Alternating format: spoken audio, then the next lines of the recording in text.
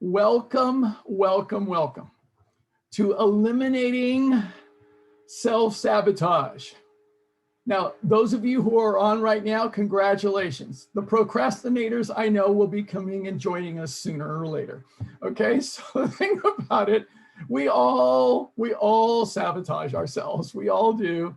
And I'm so glad that you're here because this is such an important topic when it comes to health, when it comes to living.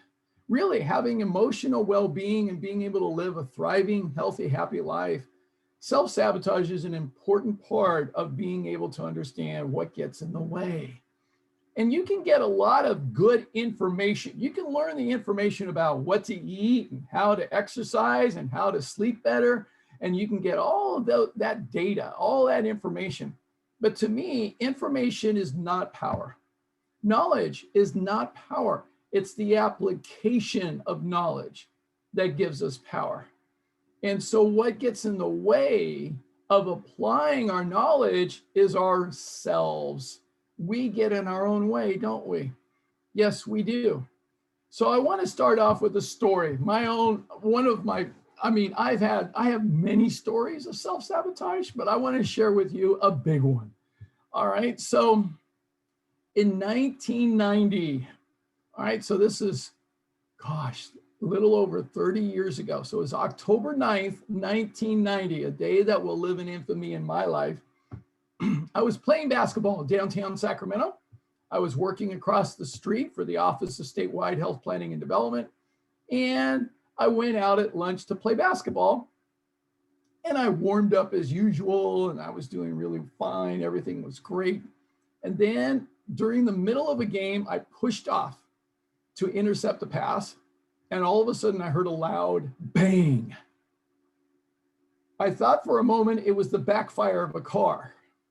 And then about 2 seconds later, searing pain emerged from my left Achilles tendon, which had completely ruptured.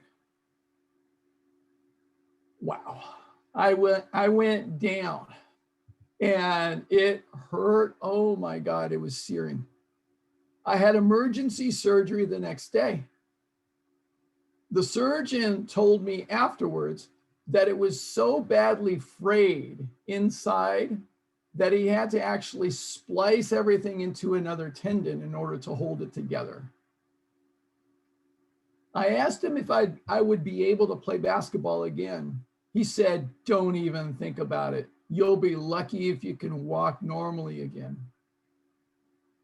That devastated me because you see, basketball is like therapy for me. I grew up in Southeast Los Angeles, so basketball and swimming were part of the program to help me. That's what helped me to stay away from the drugs and the violence and the gangs and everything else. So to not be able to play basketball was, it was catastrophic for me mentally. So I became depressed and I stopped caring.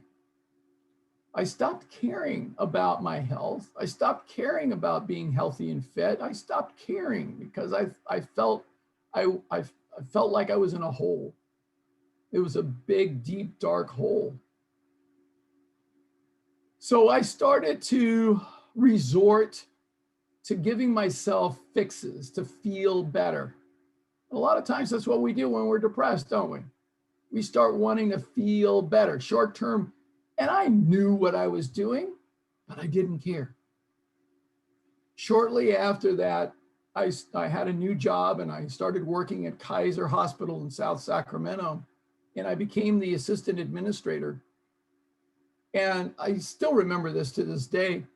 I would leave my office at 5 o'clock and stop in at the hospital gift shop every day before I left to get my fix for the afternoon. Now, I'm not talking about getting an actual syringe.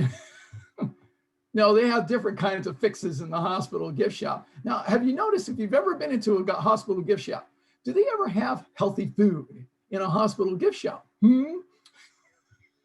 You think there's a problem there? Yeah.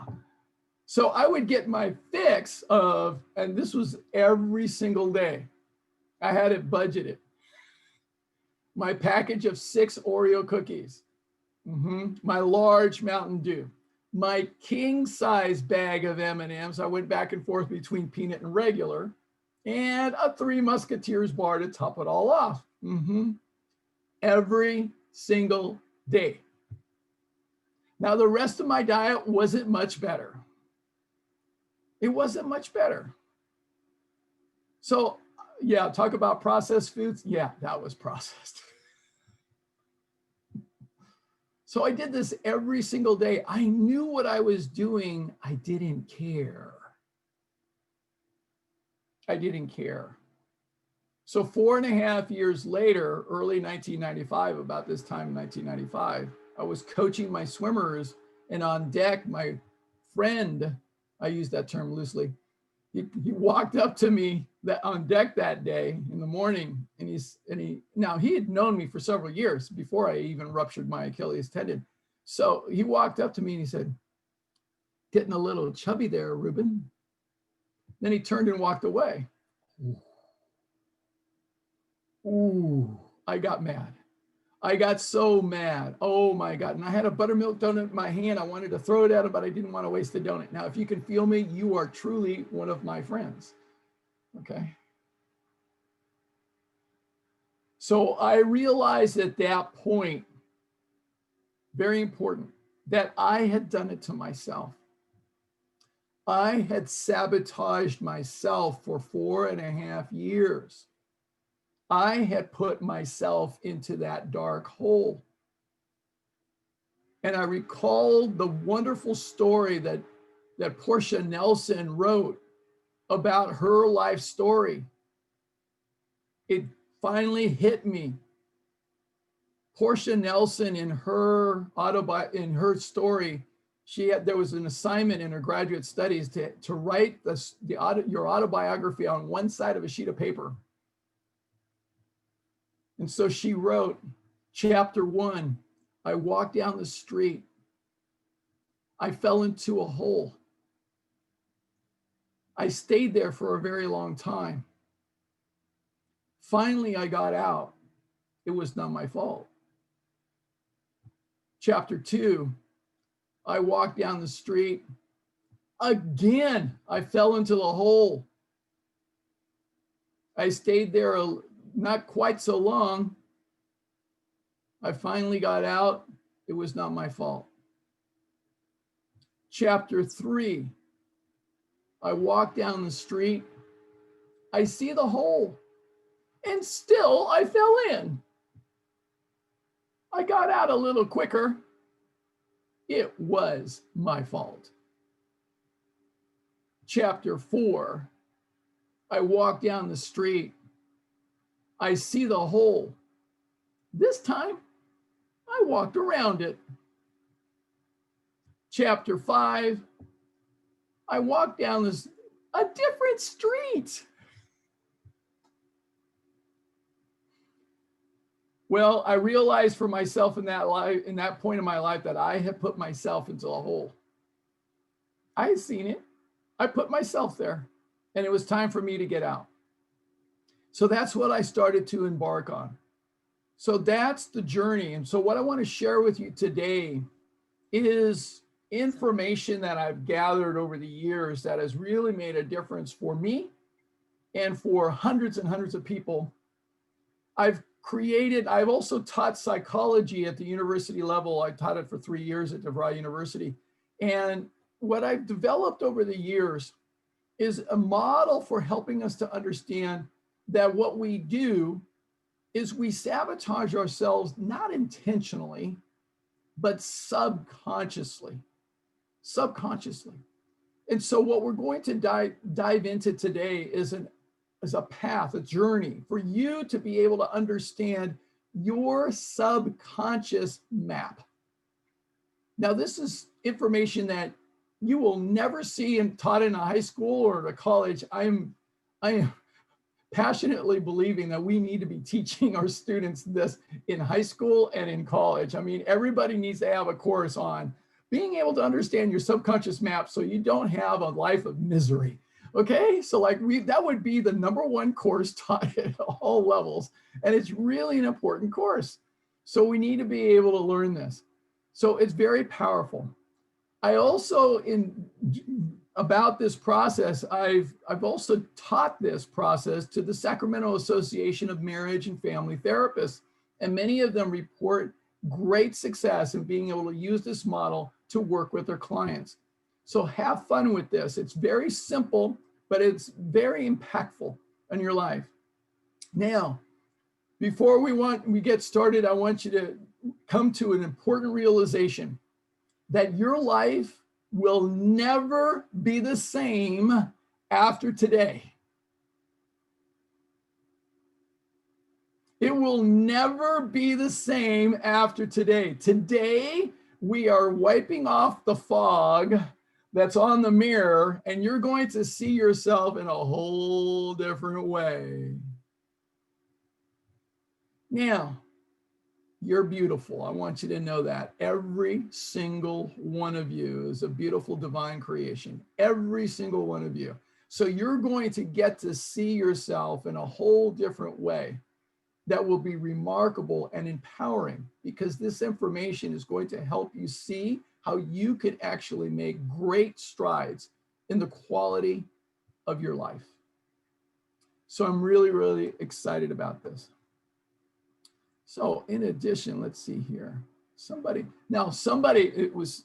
wrote to me just this afternoon, and they were saying, I have an issue with procrastination. I know what to do, and I keep putting things off, and then I finally do it at the last minute, even though I know I'm procrastinating. How do I deal with this? Perfect that you're joining us. I mean, that sets the stage for us, because we all do that. Now, in addition, what I'm going to do, I'm going to send you the recording from today's webinar. You're also going to get a lot of resource materials, including Tim Urban's hilarious, funny, and insightful TED Talk on being a master of procrastination. It's fantastic. And then I've got lots of information that I'm going to send to you. Now, earlier today, if you registered by 1:30, I sent you an email with the worksheets for today's webinar as an extra added gift. And so check your emails. If you have it there, go ahead and print those out. It'll just make the process earlier. If you did not receive that, don't worry about it. All is well. I will send it to you after, and you'll get it. So I just wanted to let you know that as well. All right. Now, let me get started with setting up the PowerPoint. So I do a few clicks here, and we are going to shift over to my PowerPoint presentation. Okay, so here we go.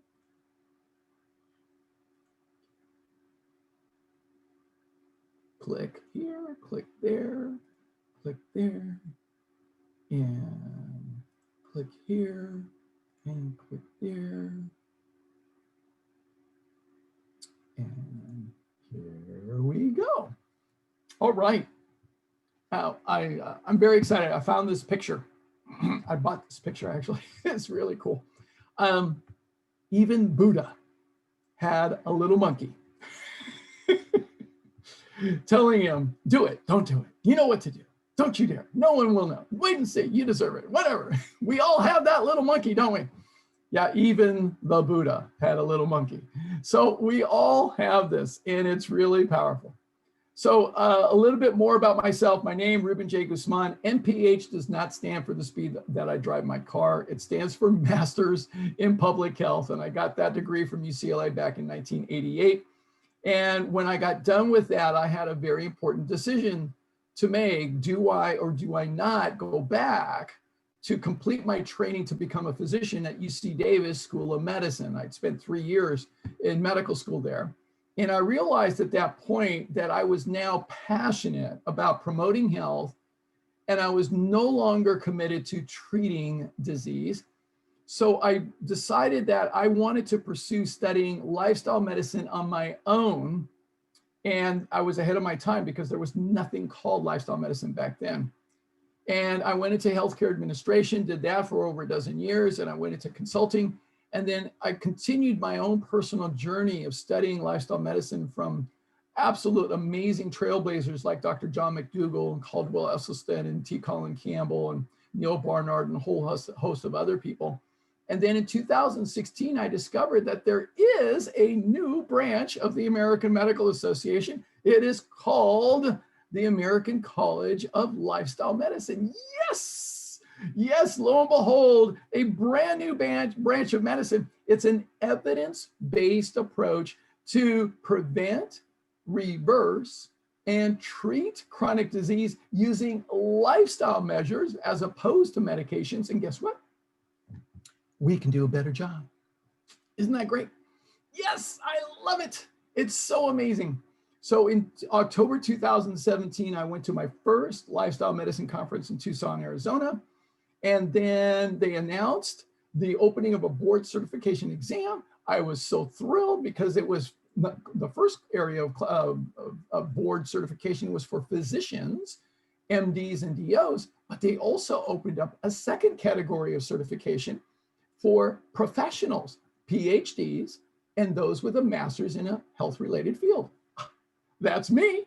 I said, I'm in. I'm all in. Signed up, studied for a year, and in October of 2018, 30 years after I finished my master's in public health, I went to Indianapolis and went to my second lifestyle medicine conference, and afterwards took the exam and passed my board exam. So I'm one of just a few. There's only about 500 of us in the United States that are board certified physicians or professionals. And it's just awesome. It's just awesome. We're growing. So I am an American College of Lifestyle Medicine certified professional, and I love it. And I get to live into this quote. Oh, by the way, I'm also a part of the Institute of Coaching at Harvard Medical School. So I'm also part of that. And so it's really great. So I'm also part of that. So I get to live into this quote that Thomas Edison said well over 100 years ago, that the doctor of the future will give no medicine, but will instruct his patient in the care of the human frame, in diet, and in the cause and prevention of disease. And doesn't that make sense? Yes. So one of the major areas of lifestyle medicine is emotional well-being and stress management. Do you think self-sabotage has anything to do with that? You better believe it. So it's really powerful that we go into this. Now, in addition, I want to let you know that I have absolutely zilch, zippo, none, nada, no conflicts of interest whatsoever. I'm very clear about this. People approach me all the time with opportunities to join them in their multi-level marketing or their different kind of company or whatever the case. I say no. I always say no. So the thing about it, I have no conflicts of interest whatsoever. I'm an educator. I believe in doing this. All right, I do lifestyle medicine. I practice lifestyle medicine as a professional. I coach people. I educate people. I'm also an executive and business performance coach. Those are the two hats that I wear. And the reason I do these webinars and seminars for free is because of two things. One, I am passionate about eliminating chronic disease from the face of the planet. And secondly, I believe in the power of paying it forward. I've got 4 boys, and I'm really clear that as adults, we all have a responsibility. We have a responsibility to leave a legacy for our children and our grandchildren and our posterity of leaving this world in a better condition than how we found it. A lot of people are up in arms about their freedoms and their rights and everything else. But I learned a long time ago from one of my favorite teachers, Dennis Waitley. He said that on the East Coast, we have the Statue of Liberty. That's all well and good. There's nothing wrong with that. But what's missing in the United States on the West Coast is a statue of responsibility. You see, freedom doesn't come without responsibility. And I firmly believe that what's missing in this country is a clear understanding that freedom does not come without responsibility. They must go together. So we need to teach our children about social responsibility and how important it is that we have that. It's not all about individual rights. Social responsibility goes hand in hand with that. So I believe in the power of being able to pay it forward and really make a difference. And I can't do it alone. So I'm going to ask you for your help. I need your help because I cannot make this world a better place by myself. I can do my part, but I need your help. So I'm going to ask you to raise your hands and let me know that you're willing to help me to make this world a better place. Yes, raise your hands, raise your hands, raise your hands. Okay, good. All right, great. Okay, so let's talk about what we're going to cover today. So the framework for today's session, I'm going to cover several things, very much in depth. So we're going to talk about the context for how we create our lives. How do we get to be the person that we are today? And then we'll talk about our strategies in particular and some of our habits that hold us back, that keep us from really realizing our dreams and our goals. And then we want to talk about the mechanism of self-sabotage. So I'm going to share with you my model, my specific model. And then we'll talk about steps and practices that you can take to start making a difference in terms of self-sabotage, starting right now. And then we'll finish up by talking about how you can make the rest of your life the best of your life and how you can have successful lifestyle changes for the rest of your life. All right, so that's what we're going to cover. All right, let's get started. But I want you to also know something. I do not claim for any moment to be the all-knowing expert about anything, okay? I'm a student, always have been, always will be. Dr. Glover told me this before I went to medical school. He said, realize, Ruben, that about half the information you learn in medical school will be outdated by the time you complete medical school. Yeah, and the other half will be outdated shortly thereafter. He was correct, absolutely. So I've always been a student. So I have many teachers, many mentors, lots of them. So one of my mentors has some words of wisdom to impart to you. I will invoke his spirit here right now. You must unlearn what you have learned. So I'm hoping that you're willing to heed the words of Yoda, all right, and have an open mind. So let's get started. So I have lots of things to share with you. I'm going to start with some quotes, some very powerful quotes. One of my favorite teachers when it comes to self-sabotage is Gary John Bishop. And he says this, you have the life you're willing to put up with. That hits you right between the eyes, doesn't it? Yeah, you have the life you're willing to put up with, even though you may say that you're not willing to put up with it, but you have the life that you're willing to put up with. Yeah. Another person, Carl Jung, considered the father of modern psychology. He says, one does not become enlightened by imagining figures of light. I've heard these people say, imagine a golden orb that is surrounding you. No, that's not enlightenment, okay? One does not become enlightened by imagining figures of light, but by making the darkness of who we are conscious. Yeah, the darkness. So let's talk about darkness, all right? So another one of my favorite authors is Debbie Ford, and she says this, that our shadows hold the essence of who we are. They hold our most treasured gifts. By facing these aspects of ourselves, we become free to experience our glorious totality, the good and the bad, the dark and the light. It's very powerful. And then going way back with a very wise teacher, one of my favorites, Yogananda. I love this one. Now, he wrote this back in 1942. I think it was, the original reprint of 1946. Millions of people never analyze themselves. Mentally, they are mechanical products of the factory of their environment, preoccupied with breakfast, lunch, and dinner, working and sleeping, and going here and there to be entertained. They don't know what or why they are seeking, nor why they never realize complete happiness and lasting satisfaction. By evading self-analysis, people go on being robots, conditioned by their environment. True self-analysis is the greatest art of progress.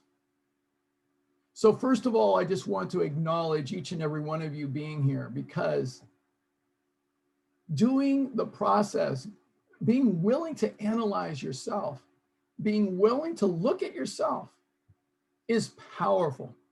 It's powerful. It's something that most people, quite frankly, never do or are never willing to do. So I just want to acknowledge you for being here, because it takes courage. It really does. It takes tremendous courage to be willing to look at oneself, to be able to say, you know what, this is a foggy mirror. I need to wipe this off. And to really put in the effort to make sure that it's clear. So thank you for being here. So now, an important question. So you can go to your chat windows, by the way, to make some responses. So here's my question for you. How did you get to be the person that you are today? What shaped you? What influenced you? What formed you? What are some of the things that created you being you today? All right, so go ahead, type in some answers. I'll read them out loud. All right, so type in some answers. Go ahead. Okay, parents, absolutely. Okay, what else? What else? Come on, type away, type away, type away. What shaped you? The universe, certainly, absolutely. We're all products of the universe. Okay, yes, what else? What contributed to you being the person that you are today? School, yes. Events, absolutely. Come on now, you guys got to contribute, all right? Come on, come on. Get on the move here. All right, college, yeah, oh yeah, absolutely. Friends, schooling, animals, nature, oh, your decisions and habits, yes. Your thoughts and habits, yeah. Relationships, yes. Becoming an adoptive parent, yes, that experience, yeah. Probably your mother's prayers more than anything, yeah. Spouse and friends, yeah, absolutely. Relationships, all right. Career in healthcare, absolutely. Lower income beginnings, meditation, sexuality, absolutely. Yeah, very good, good. At least parts. No, everything contributes to you being the way that you are, who you are today. All right, failures, very good. So let's stop here. Very good. Stop here. All right. Okay, great answers, great responses. Okay, meditation and being a vegetarian. Okay, got it.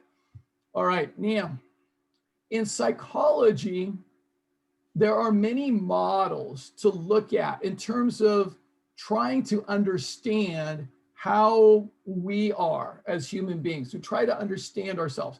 There are many, many different kinds of models. So what I want to share with you is a model for deeper understanding of how we've gotten to be the way that we are and produce the results that we have in our lives. So how do we produce the results that we have in our lives and create our lives? So here is a model. It's just one model. There is no one way to think about this, by the way. There's many, many different approaches to look at life. So this is one model. Just want to share this with you. So consider this. This is from a real in-depth look at psychology. So events happen in our lives. So things happen.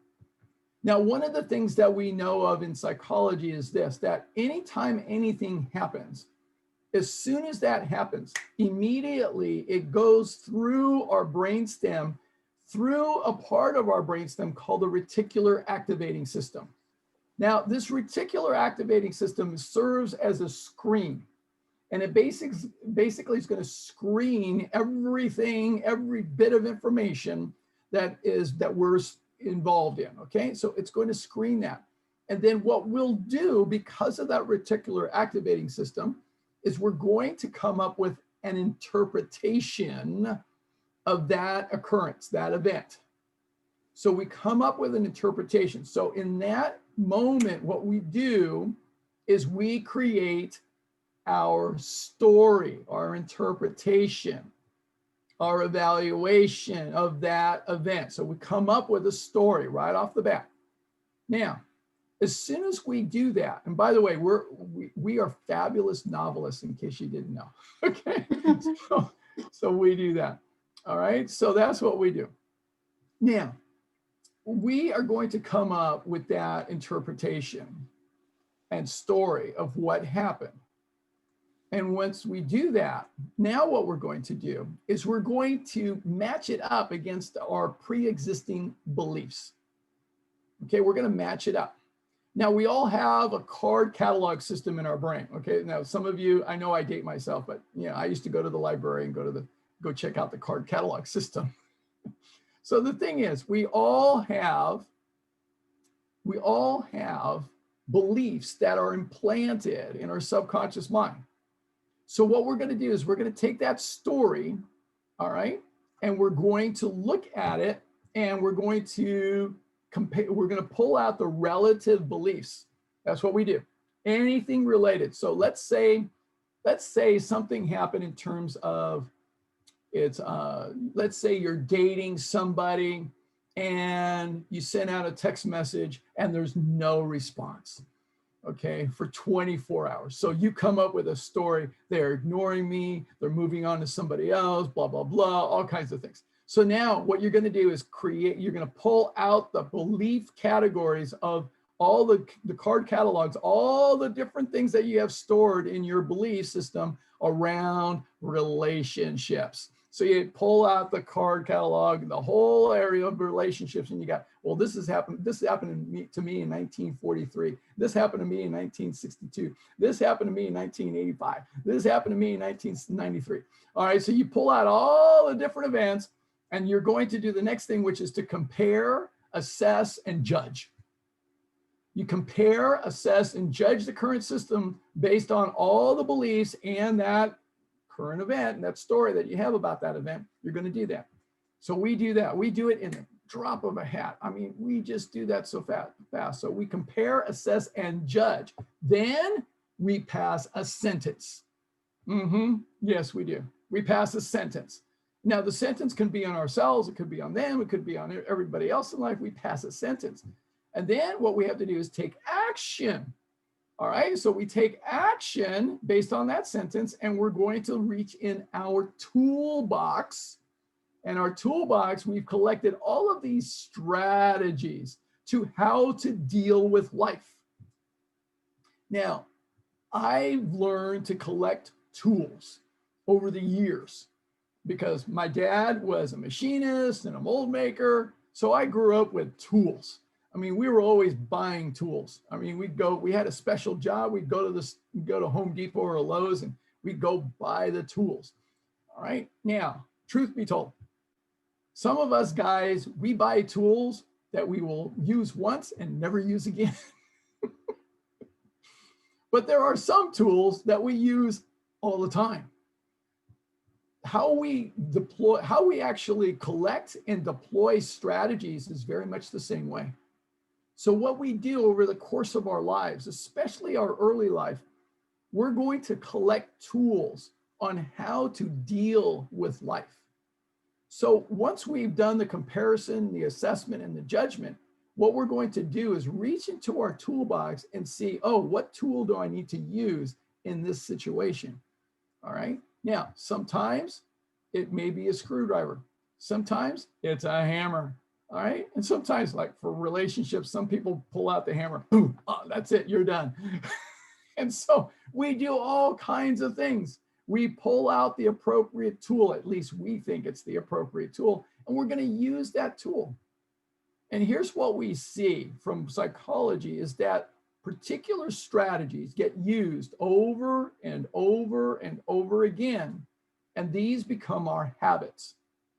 And what produces the results that we have in our lives is really from our habits. This is true for our fitness. This is true for our sleep habits. This is true for our eating habits. This is true for our relationships. This is true for our finances. This is true for our career. It's true for every area of our life. So this is a very powerful model for helping us to understand how we create the results that we have in our lives today. And we've been doing this all of our lives, our entire lives. Now, what we want to be able to do today, because we're only going to spend a short period of time, what we're going to do is actually look at our strategies. We want to look at the tools that you have been using over the course of your life. So there's lots and lots and lots of strategies. Lots of strategies, okay? So finger pointing, that's a strategy. Yeah, it's not my fault, not my fault, not my fault, not my fault. All right, another one is yelling and screaming. All right, one person yells, the other person yells, and then they start raising the volume of their voices to each other. And is anybody listening? No. All right, another strategy is fighting it out. Yes, let's put the dukes on. Let's put the gloves on and duke it out. Yeah, whoever's left standing wins. All right, and so people get really crazy with this. And then we can be also fanatical. Fanatical. All right, we get fanatical and say, I have to win, you have to lose. And that means me rolling out the tanks. That's what I'm going to do. And we see a lot of fanaticism going on these days now, don't we? Mm-hmm. Yeah, we're seeing a lot of that these days. That's fanaticism, all right? In psychology, we refer to that as fanatical behavior. Yeah, we're seeing a lot of it because people are fanatical. Going to war is, from a psychology standpoint, is absolutely ludicrous and insane. All right, why are you going to war and trying to kill people simply because of a difference of beliefs? Are you insane? That's insane. That's insane. We all have differences of beliefs. Every single one of us. Really? Like doing that is justified? I don't think so. It makes no sense whatsoever. So from psychology standpoint, war is absolutely nuts, okay? It's nuts. So here's what I want you to do. Now, if you have the worksheet, you'll be able to see this. I'm going to split the worksheet into two parts. So what your next step is to do a self-assessment. Take a look at your strategies. Now, what you want to be able to do is, now you have to own it and claim it before you can change it. You have to own it and claim it before you can change it. So here's what I want you to do. I want you to claim any and all strategies that you have ever done in your entire life. Okay, tell the truth to yourself. Okay, all right, claim all the strategies. So just circle the number of all the strategies you have ever used ever in your life. Okay, now I've got this over the course of, I have now in the PowerPoint here, I've got 2 slides to show all of these. I'll go back and forth in a couple minutes. I'll go to the next one. Okay, so claim it, own it. Okay. I'll give you a few minutes. Go ahead and do that. Start. Circle, circle, circle, circle. Yes, there will be very few that you don't circle. I know. Okay, it's perfectly fine. If you have any questions, unmute yourself or type it in the chat window.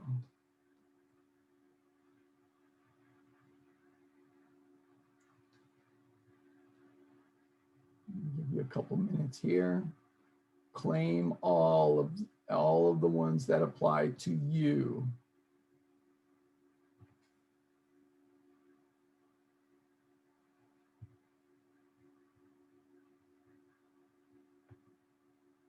Okay, one more minute. I'm going to go to the next slide, which is the second half of the list.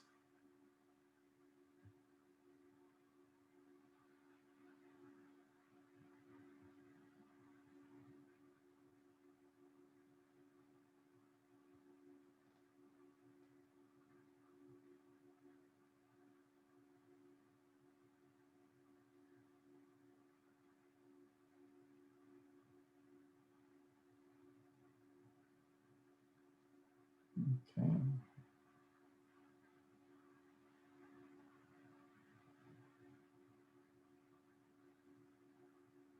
And here's the second half of the list. If you have it printed out, you have the whole list there. So just go through the whole thing. Now, if you've gone through the whole list, here's the next part. The next part is to look at your life now. and then put a star or an asterisk next to your top 3, 4, or 5 leading hitters. Okay, major hitters in your life. What are the leading strategies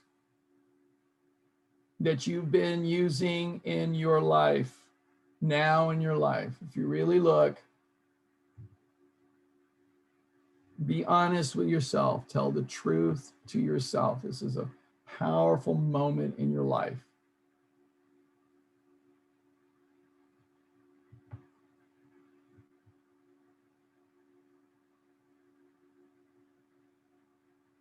Give you a couple more minutes here.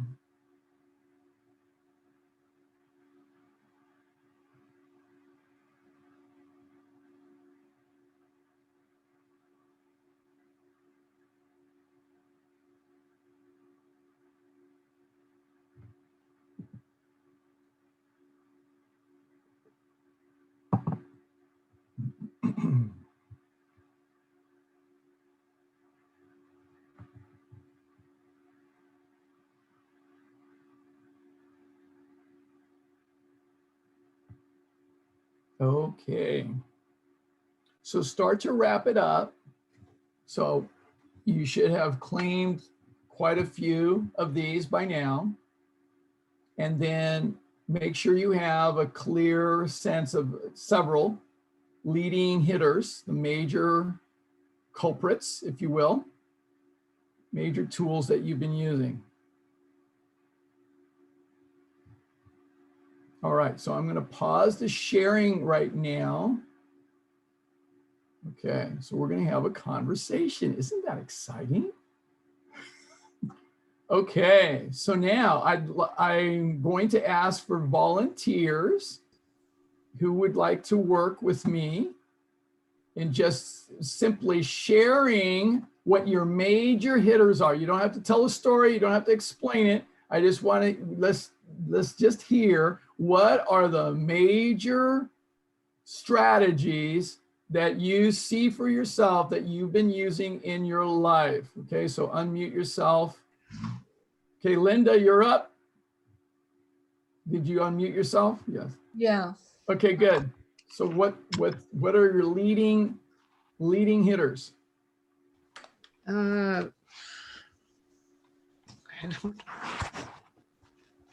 don't forgot what they were. Just read them right off your list. I don't see it. Well, I guess right now I don't know. Okay. I try not to criticize. I guess I'm bad at criticizing. I come from Brooklyn, New York, and it's sort of in me to criticize. Okay. Okay. I'm going to move on to the next person, someone else. Okay. So Linda, go ahead and mute yourself. Okay. Nathaniel. I definitely would say watching TV to zone out has been a big one my entire life. Okay. I think kind of being trained like that since childhood, just it's a normal thing to watch TV, you know, just by putting it in the environment and making it so accessible. Got that. It develops that habit for the rest of your life, I think. Yeah, got that completely. Okay, good. Who else? Next.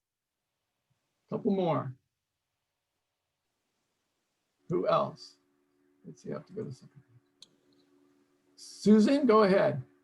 Okay. I feel criticized. I guess since I'm very sensitive about things. Yeah, got it. Okay. Right? Yeah. Yeah. Yeah. Anything else? Comfort food, junk food. That's a good one. That's common. Yeah. You're not alone. Not alone. All right. No, you're definitely not alone. No. Not alone. Definitely not alone. Okay. Who else? Valerie, did you unmute yourself? Yeah. Valerie. Okay, good. Well, how many were on that list? There were 74 on the list. Yeah, 74. But my biggest ones are like Susan, I was criticized when I was younger and I was told to be quiet. So of course, when I feel criticized, I just shut down. I'm completely quiet. In relationships, I was criticized for keeping quiet and for having to go back away and process it before I could come up. So I've worked all my life now on how to process a little bit faster, be more aware of my emotions. And like, I think was it Nathaniel, television and food. What, I mean, that's what, Right. that's love, right? Isn't that love? No. Really great. Thank you for sharing that. All right. Really, really great work, everyone. I'm going to stop it here. Normally, when I do my live seminars, we get a chance to do a lot more interaction and doing this in pairs. So really great. Thank you for sharing. Please thank everyone who did share. All right. Awesome, awesome, awesome. So now here's what we want to do. We want to move to the next step. No, first of all, here's what I want you to get. This is a very powerful concept here. So we all have these strategies that we use, and we do them without even thinking. And we've been doing them without even thinking our entire lives that we can think of, right? We've been doing them forever. Now, here's what we don't realize is that when it comes to relationships and interacting with people, we've been doing this all the time. Yeah. Now, we don't mean to be nasty to people, but we got to get, we're nasty. We're nasty. We're all nasty. Every single one of us as human beings. Not because we mean to be nasty. No, because we're programmed this way. Now, this is a powerful, powerful thing to get.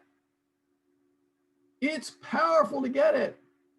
Now, I've had people say, no, I'm not nasty. No, we all are. I said, even saying that is nasty, okay?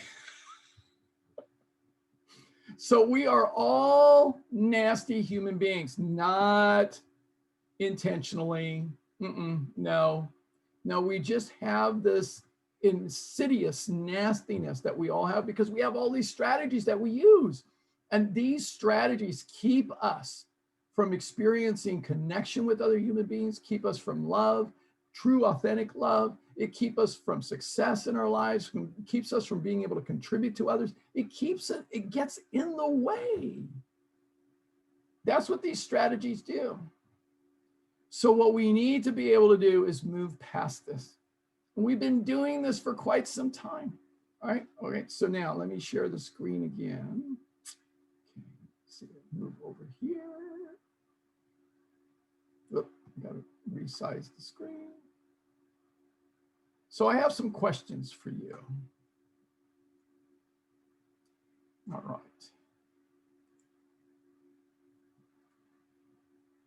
Okay, here we go. All right, so here's some questions to get you started. So where in your life have you struggled with self-sabotage the most? Okay, so I want you to pick the one area that you've struggled with self-sabotage the most. Maybe it's your health or your fitness or your eating or your sleep habits or your hydration or your relationships or your career or your finances, whatever the area is. Where have you struggled with self-sabotage? Pick an area that you've struggled and that you would like to have a breakthrough in that area. Now, I promise that it will affect every other area of your life where you have challenges. So don't worry about it. Just pick one for today.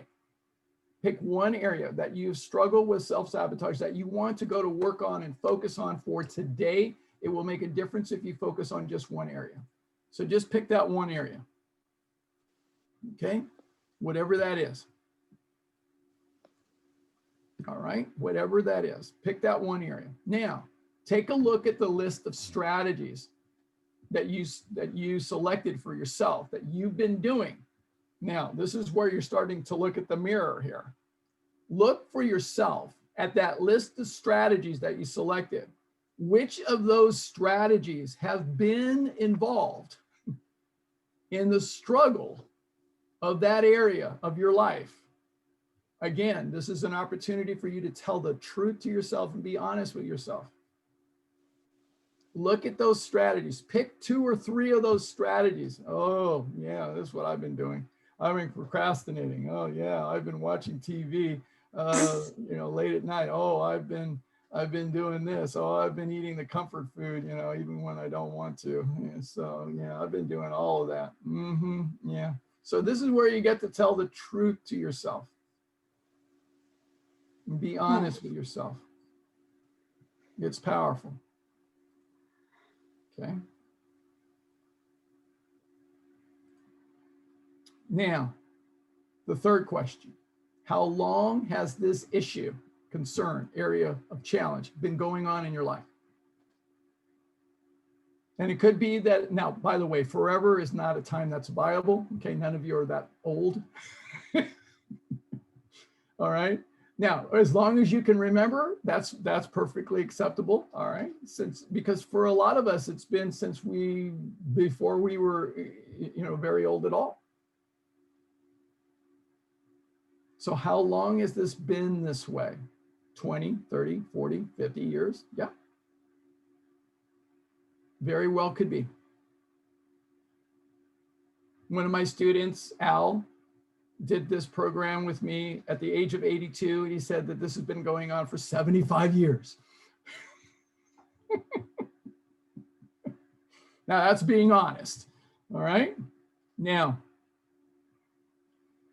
it's been going on for quite some time, hasn't it? It has. So here's what we do as human beings.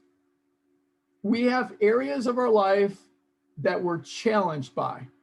And then from time to time, we try to make improvements and try to make that area of our life a little bit better. Oh, it's New Year's. I'm going to make a New Year's resolution. I'm going to start exercising. I'm going to go to the gym. I got to lose this extra 15 pounds. All right, I'm going to go to the gym. I get a gym membership. I join and I start going. And then 2 weeks later, the gym is empty. By the way, this happens every year. It's a phenomenon that happens at every single gym. It's incredible. We have the largest influx of gym memberships in January and early February, and we have the most deserted gyms in March. They're empty. So that's what happens. So we try to get things to be a little bit better. We do a lot of the same things over and over again, expecting different results, which is the definition of, it's insanity. Yeah, it's insanity. There's Albert Einstein. I love this picture of him being insane. So the thing is, if you always do what you always have done, you'll always get what you always got.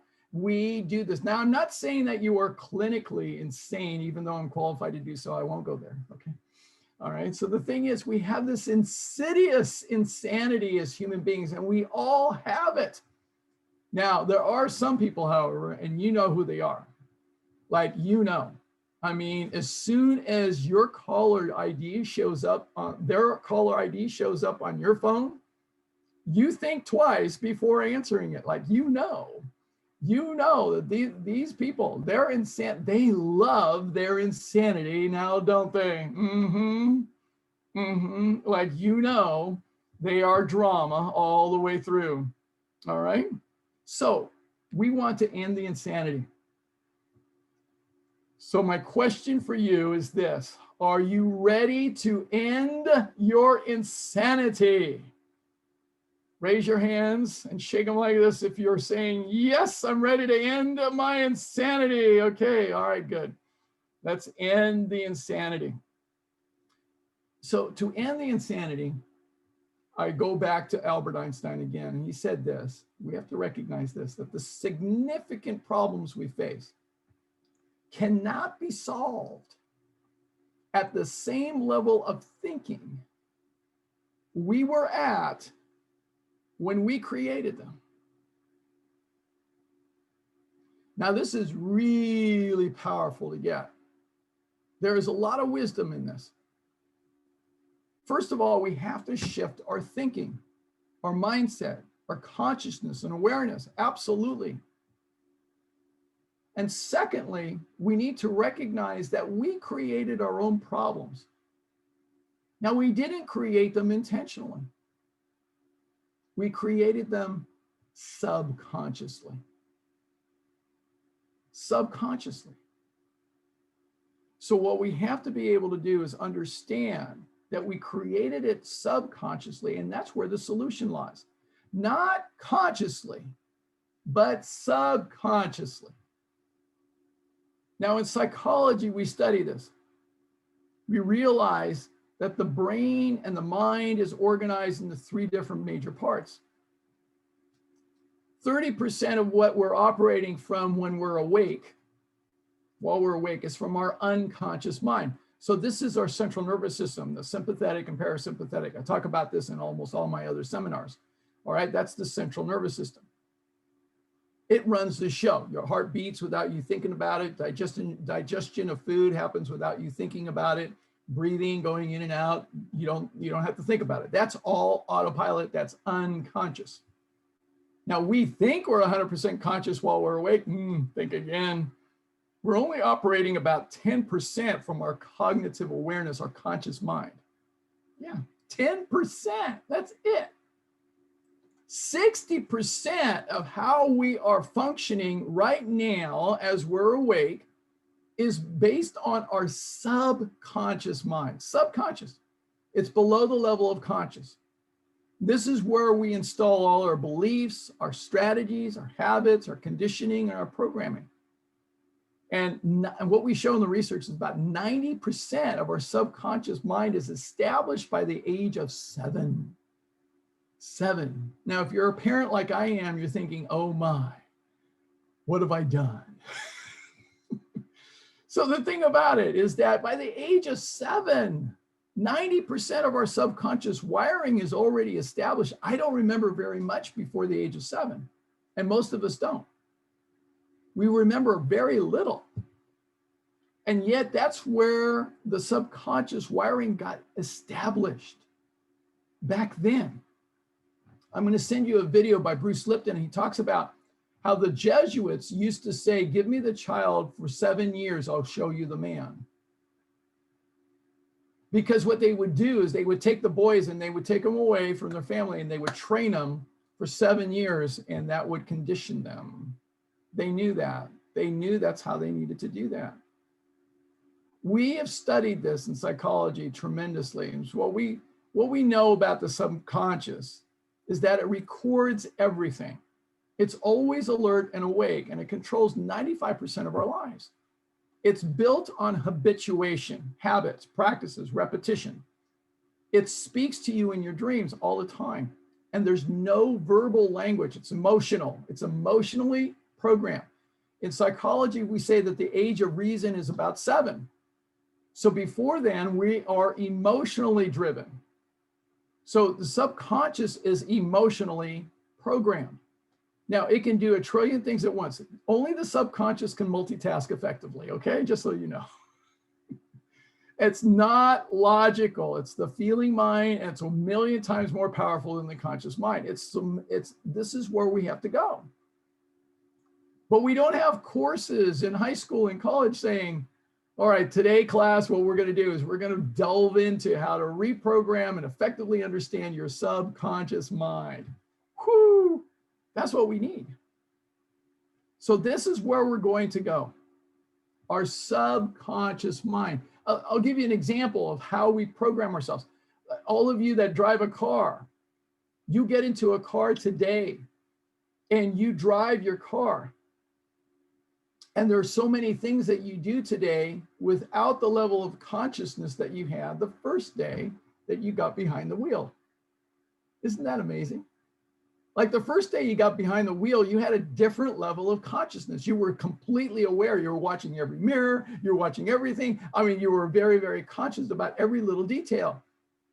I drive on the freeway and I see people doing amazing things while they're driving. Okay, shaving.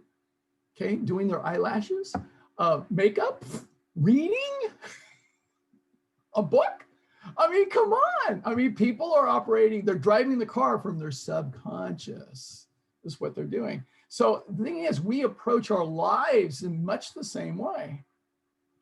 Our mission today, now what we're going to do is going to delve into the map of the subconscious mind. This is a unique map. I created this, and it's based on many brilliant teachers in psychology and subconscious mind technology and everything else. So it's really great stuff. Now, a word of warning before we get started. Okay, so first of all, we need to recognize that if you hold on to what you know or what you think you know, and you're right about it, that will limit you and hold you back. So do not believe anything that I say. And in fact, do not believe anything at all. Don't be stuck on your beliefs. Remember, beliefs are just in the card catalog system, all right? Stay in a beginner's mind, what we call a Zen mind. Now, you may notice for yourself lots of different emotions that come up for you, and it's perfectly fine. This subconscious was programmed emotionally. So be open to feeling what you feel, and it's perfectly okay. It's not personal. And by the way, please don't take it out on me, all right? Please. I'm just the messenger. So realize that this was an emotionally programmed process. So now we're going to go into my model for understanding the subconscious mind, which is very much like an iceberg. So an iceberg has the vast majority of its mass underwater and it can't be seen. And so very little is above the surface. That's the tip of the iceberg.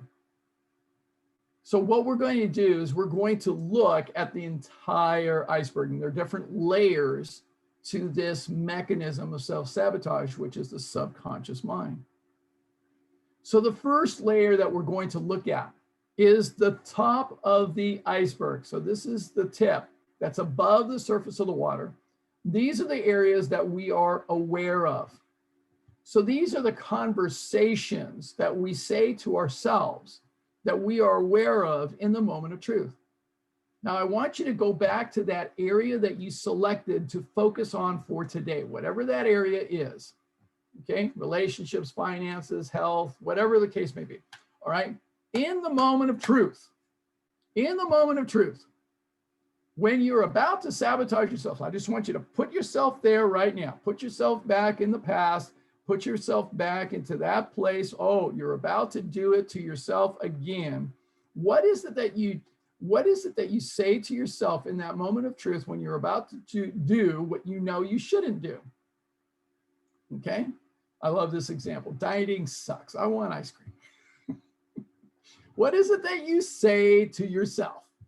All right, now you've heard it a million times. All right, so go ahead and write that down. Now, I'd love to have a few people write in the chat window some examples. I want to see some examples. Okay, some examples in the chat window. Okay, if you've got it figured out, what is it that you say to yourself? Okay, I want to get a few examples. So go ahead. I want about 3 examples. Right in the chat window. What is it you say to yourself in the moment of truth? You're about to go down the rabbit hole and sabotage yourself once again. All right, what do you say to yourself? I'm too tired. I'll do it later. Yeah, very common. Very common. Yep, got that. Very common. Okay. Oh, I need to run away. Run away. Yeah. Who cares? F everyone. Okay, got it. I should tidy up, but I'll watch TV first. I like that. Oh, I want to enjoy now and pay later. Yep, flip that around. All right, great examples. Thank you. Stop there. That's fabulous. So whatever it is for you, make sure you've got it written down. Own this. This is the tip of the iceberg. So that's at the tip of the iceberg. We've heard it a million times before. We're aware of that. But now what we're going to do is we're going to dive underneath the surface of the water and take a look at the deeper layers underneath the surface of the water. So we'll put on the scuba tanks. We're going in. Get ready. So this is uncharted territory that we're diving into. So the next thing, the next layer that we're going to look at is what keeps these aware conversations in place. In psychology, we refer to these early age conversations that we learn, usually between the ages of 2 and 3 and 4. We learn what we call primary conversations. They're early stage conversations. And we learn them at a young age, and we learn to express ourselves, especially when it comes to survival, in particular ways. And we start actually projecting these conversations for the rest of our lives. And we project them in many different ways. And how many of you have had the experience, you look at somebody and you can tell what's going on in their life, right? Because they're projecting these conversations that they have going on in their head, like, I'm not good enough, I'm not pretty enough, I'm not smart enough, I'm not talented enough, whatever the case may be. We project them. We project them out all the time. So I'm going to give you a list of some major primary conversations. You might have your own. Now, I want you to really check in here at your heart. All right, because these are emotionally programmed. All right, don't go to your head. All right, don't be analytical here. All right, that will not serve you. Feel, don't think. Feel. So I want you to look for yourself and feel which of these primary conversations resonate with your inner child, because our subconscious is our inner child. That's another way of thinking of it. Our monkey mind, our inner child. And we're like this 2-year-old pouting here. Okay, so I'm going to invoke my 2-year-old here. Pay attention as I read them out loud. Which of these resonate with your inner child when it comes to your self-sabotage? Mine, I want it. I'm not getting what I want. There's not enough. I need more. No, I don't want to. It's not fair. Shouldn't be this way. I have to be good. I've been good. I deserve it. I hate you. I can't trust you. I'm not good enough. Can never be me. I'm bad. I've been bad. I'm wrong. It's my fault. I'm weak. I don't matter. I'm not important to you. Why bother? I give up. I'm in danger. I'm helpless. So if you have the worksheet, circle, circle, circle any of these that relate to your inner child. If you don't have the worksheet, just write down quickly which are the most significant that apply to you. Take a moment.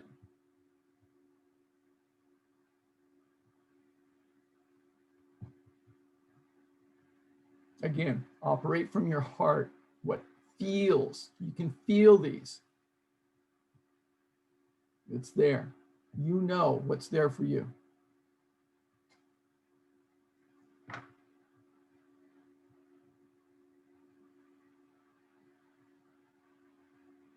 David, that's another powerful one. Very good. Thank you for sharing that. I'm unlovable. Yeah, that's another one.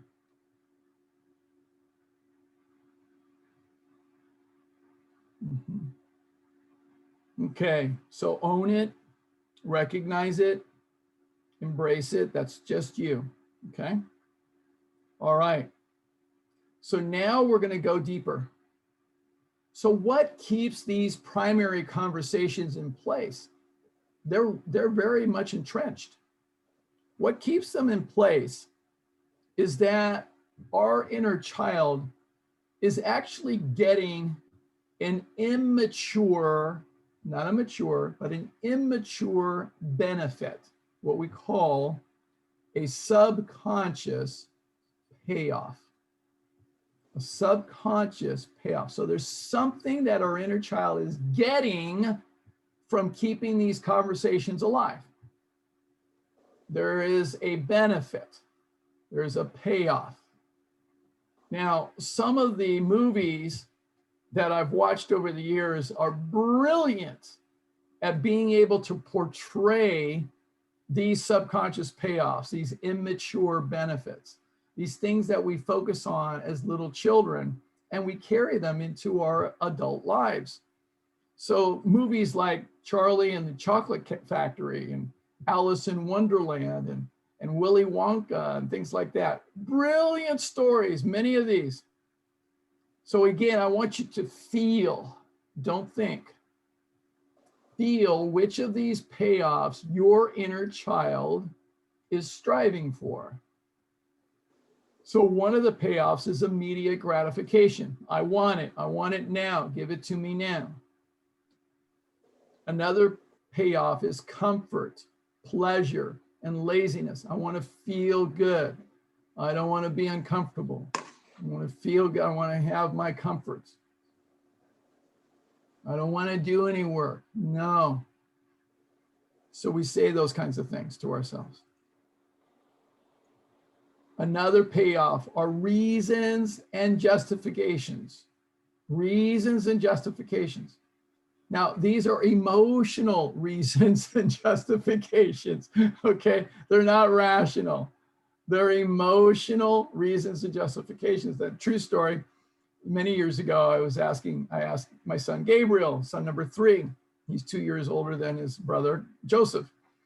And I said, Gabriel, why did you hit your brother? And Gabriel looked at me and he said, because. I said, Gabriel, why did you hit your brother? Gabriel looked at me again. He says, because. And I said, okay, Gabriel, and I realized he was under the age of 7, right? I said, what did Joseph do that you ended up hitting him? Oh, he looked at me funny, so I hit him. That's what we do as human beings. Another payoff is blame, shame, and guilt. Now, mind you, this can go both ways. This can go blame, shame, and guilt outward towards others, or it could be blame, shame, and guilt towards ourselves. So it can go both directions. Another payoff is being right versus being wrong. So lots of people love being right. Have you noticed? We love being right as human beings. Yes, this is my opinion. This is my belief, and I'm right. Oh, yeah. Yeah, we got a lot of that going on. We love being right, and we make ourselves right. We make everybody else wrong. And then sometimes we flip it around onto ourselves. We make other people right, and then we make ourselves wrong. So we do it that way too. Another payoff is the sense of superiority. I know better. I'll lead the way. Follow me. You're stupid. You don't know any better. Okay, superiority. If I'm superior, everybody else is inferior. And then we flip that around too. Everybody else is superior and I'm inferior. So we play it both ways. Another payoff is a sense of control. This is my sandbox. These are my rules. These are my toys. We play my way or you can get out. And the flip side of that is no control or complete chaos. I just need to be free. I need to feel spontaneous. I need to go with the flow. Okay. Those are all payoffs.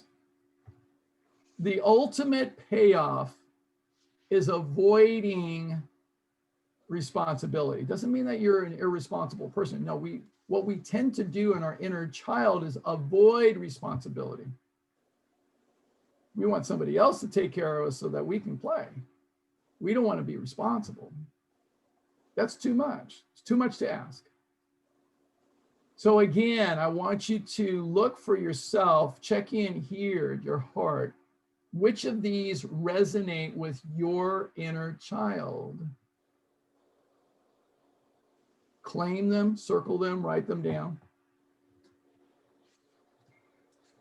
Give you a moment, then we'll move on.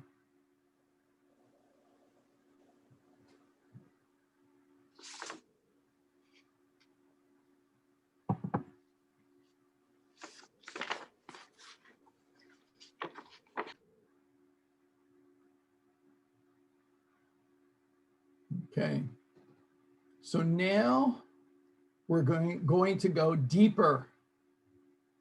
We're going to go deeper in this model. looking at the iceberg even deeper.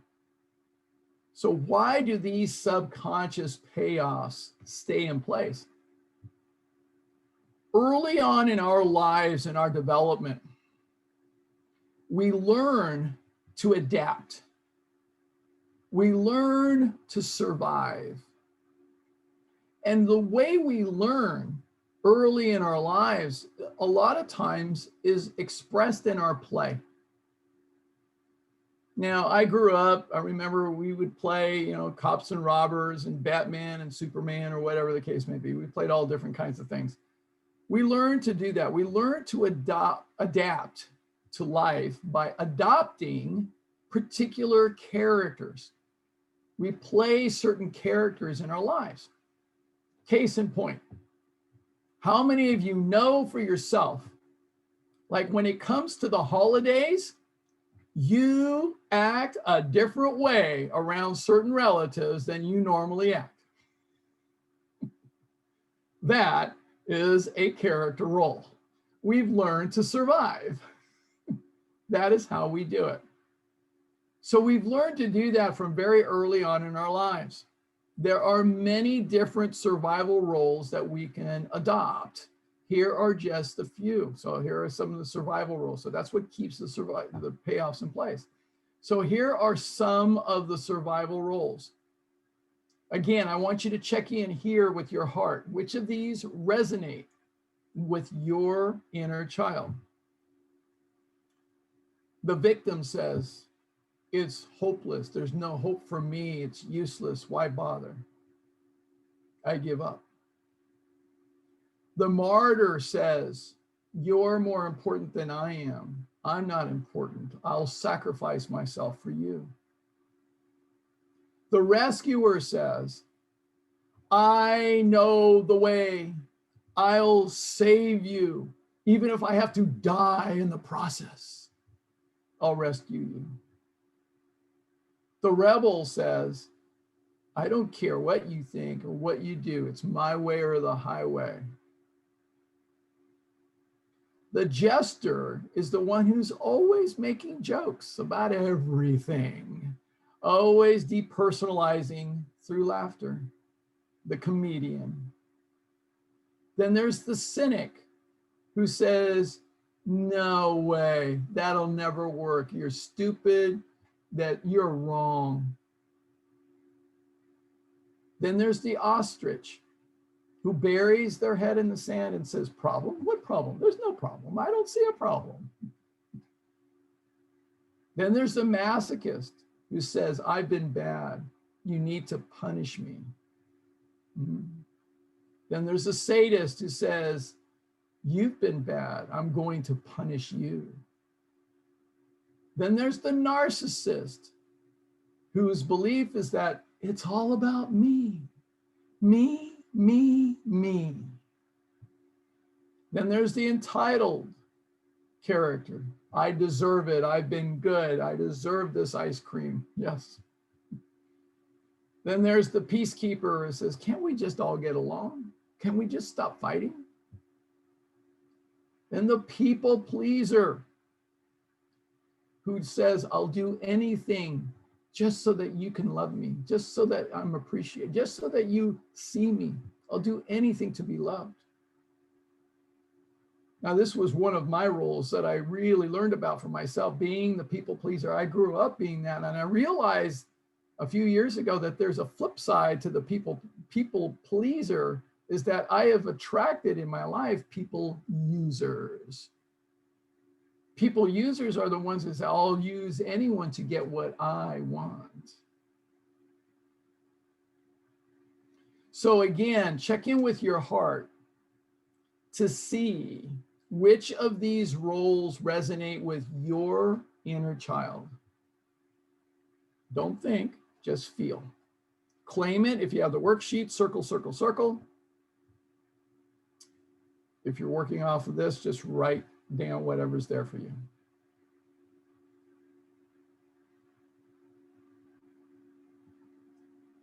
Okay. Give you a moment. Then we'll move to the next level.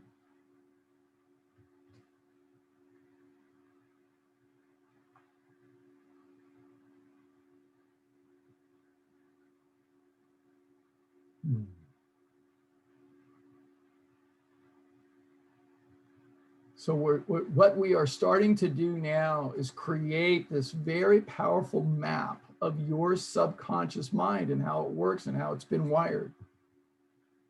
So now we're going to go to the base of the iceberg.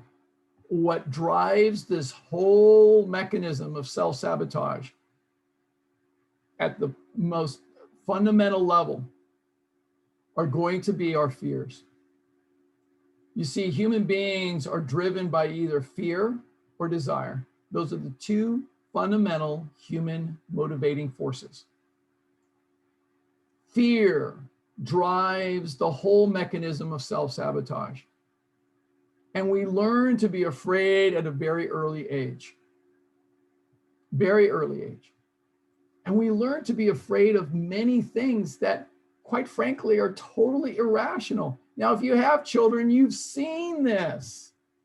You've seen children being afraid of the boogeyman or the crocodile underneath the bed or the shadows when there's a full moon. All kinds of things. Some people are still afraid of little bitty spiders up on the wall. Some people freak out. In my household, it's more of a biology experiment, but that's okay. So the thing is, we learn to be afraid of many things.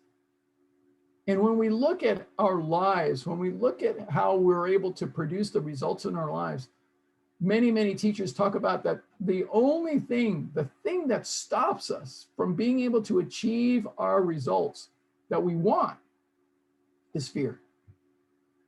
It's fear. There are many fears that we could have. Okay? Many fears. So here are some of the major fears that we tend to learn at a very early age. So I want you to, again, check in with your heart and what resonates with your inner child when you're looking at that area of self-sabotage. One fear is the fear of rejection. We want to be included and not excluded.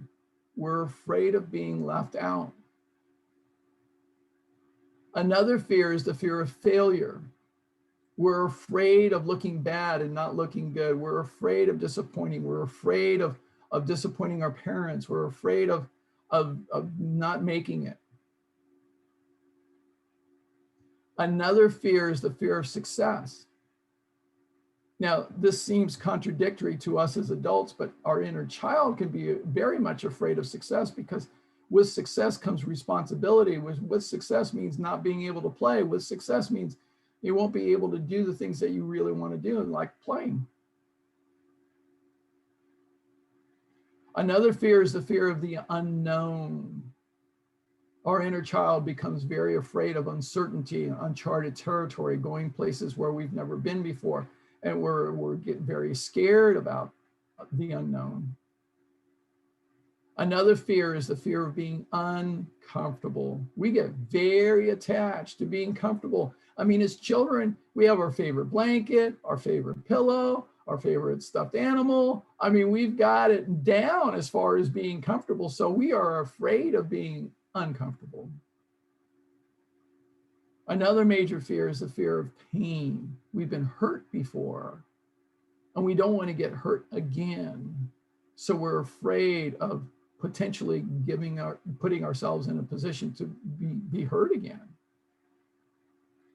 Another fear is the fear of loss. We become very attached to things, but oftentimes to even people, and we're afraid of losing them.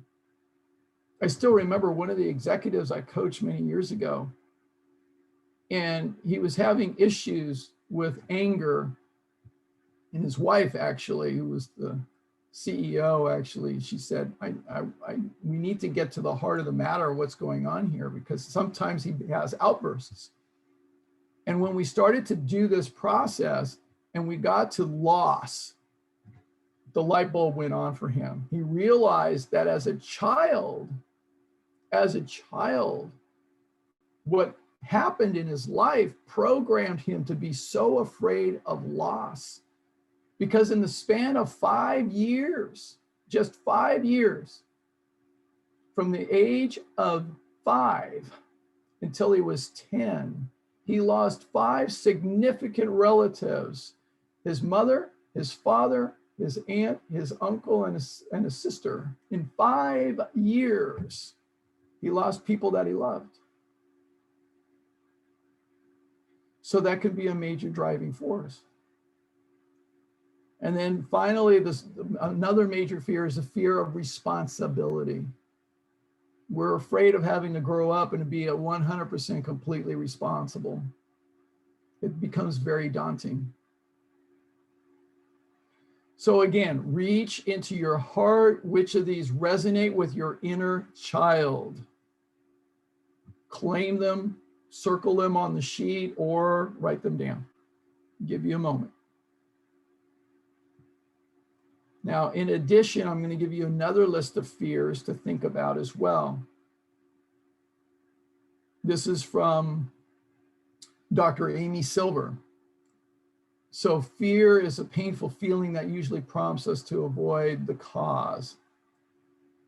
So these are other expressions of fear. So you might have the fear of speaking up, the fear of not speaking up, the fear of being rejected socially, the fear of being rejected professionally, the fear of not being noticed, the fear of being noticed, a fear of saying the wrong thing, fear of showing weakness, a fear of trusting others, a fear of building meaningful relationships, a fear of being alone, a fear of being unloved, a fear of showing strength, a fear of doing things differently or taking risks, fear of losing control, fear of being in control, fear of being shouted out or being dominated by others,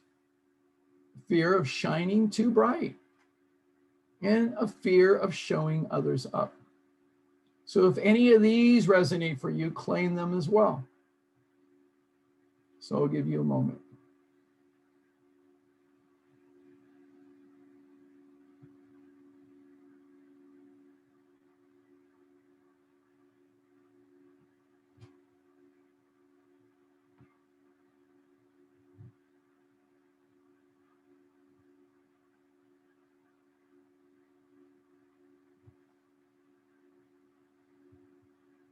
So now we've come to a place where you have been able to identify so many pieces of your subconscious self-sabotage mechanism now.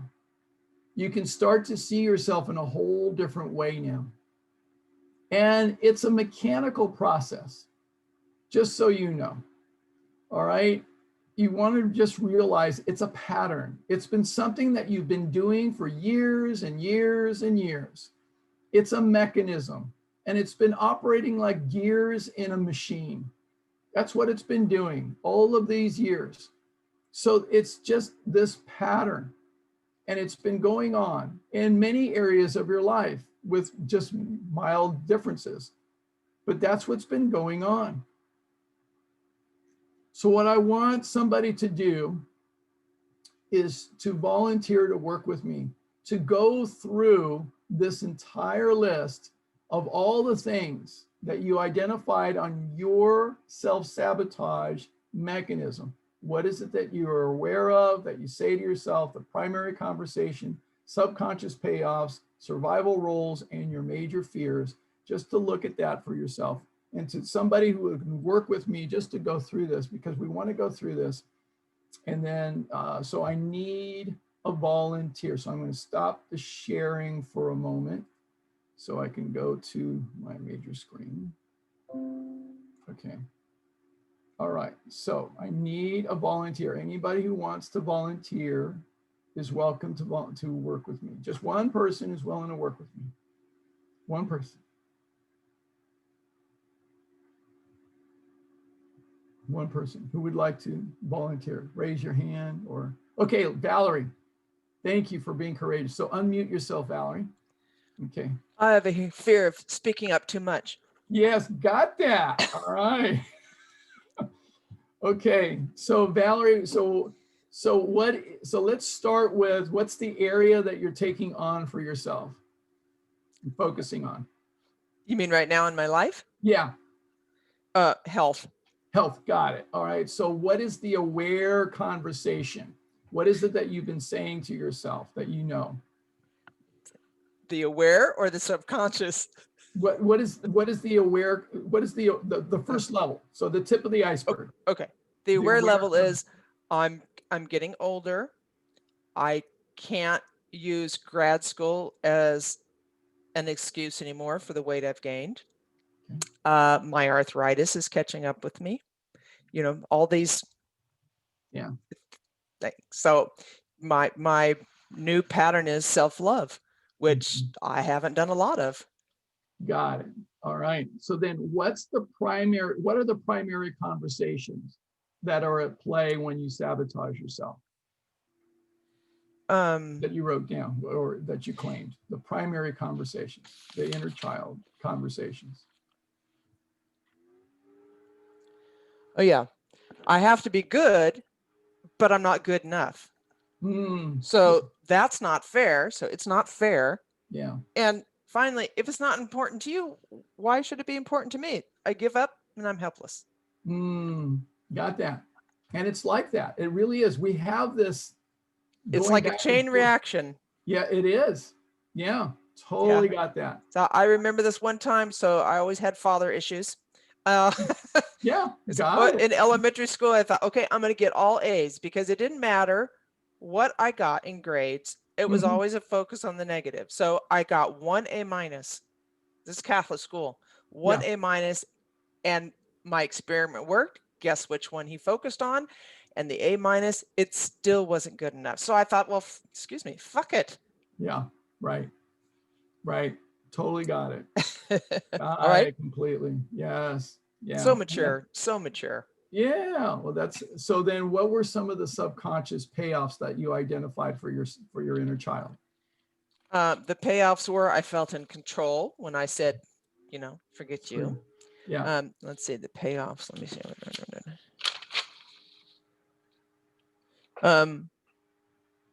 Payoffs. Immediate gratification for what I wanted, comfort and pleasure, because being good meant a whole lot of responsibility, and being good according to another set of requirements. So yeah, but then it was like, oh, I feel guilty. So there's also Catholic school, so you got shame, guilt. Yes. You can't get away from any of that. Right. But I felt like, okay, but I'm being right, so I'm right. So I thought that was healthier and more mature, but really it meant I felt superior and I was in control. But then it became, oh, I'm going to be in control, when really I wasn't in control. And the ultimate payoff was avoiding responsibility. You know, let someone else do it. This is too hard. Got that completely. Yeah. Yeah. And then all of those seems like contradictions, just, you know, in a ball rolling, like some cat is playing with it. But right. There it is like that. That's actually a pretty good metaphor. It's like a cat's playing with this ball of yarn. It's like that. Yeah, it really is. Yes, that's good. So what did you identify as some of the major survival roles that you've been playing? Well, I think, you know, like you were saying, you know, one side of the coin, whatever. So victim and martyr. Right. And then when I, you know, teenager, I became a rebel and a cynic. Peacekeeper and people pleaser. That means I was also a jester. Rescuer, but I wasn't very, I could rescue animals, but not people. I'm not so good at that. That's more responsibility than I could take on. But yeah, those were the ones. Really kind of a rebel, a cynic. But yeah, the part, that's the outside part that people could see, you know, and being, you know, a jester, but the inside was that whole victim, martyr, and yeah, people pleaser. Yeah, and you can see those roles very clearly for yourself. Really powerful to see that. Yeah. So then what did you identify as some of the major fears for your subconscious mind, your inner child? Fear of rejection, Mhm. fear of the unknown, and fear of loss. Because if you're rejected, then you lose love. And if you never know how you stand on things, then everything becomes fear of the unknown. So I don't know if another person is going to like me because they think my background in dealing with all this stuff is so weird, and I'm so damaged or broken. So yeah, that's still with me. Got that. Wow, powerful, really powerful to get. Thank you for sharing that. Now I have another question for you. Another question. So if you look at this whole model, this whole mechanism, and everything that's been going on in your life, it's been going on for all of your life, right? So long as I can remember. As long as you can remember, right? So what has been the impact, the cost, the detrimental effects from this mechanism operating in your mind? What have you lost out on? What has been the setbacks or the drawbacks in your life that you can see now? Well, when the emotional part of myself is too much loss, pain, rejection, etc., when I just went, live in my head. So I became, really smart, really funny, always learning things. But that's always keeping emotions and relationships at bay. So, yeah, responsibility is now my big main word. I have to take responsibility for that.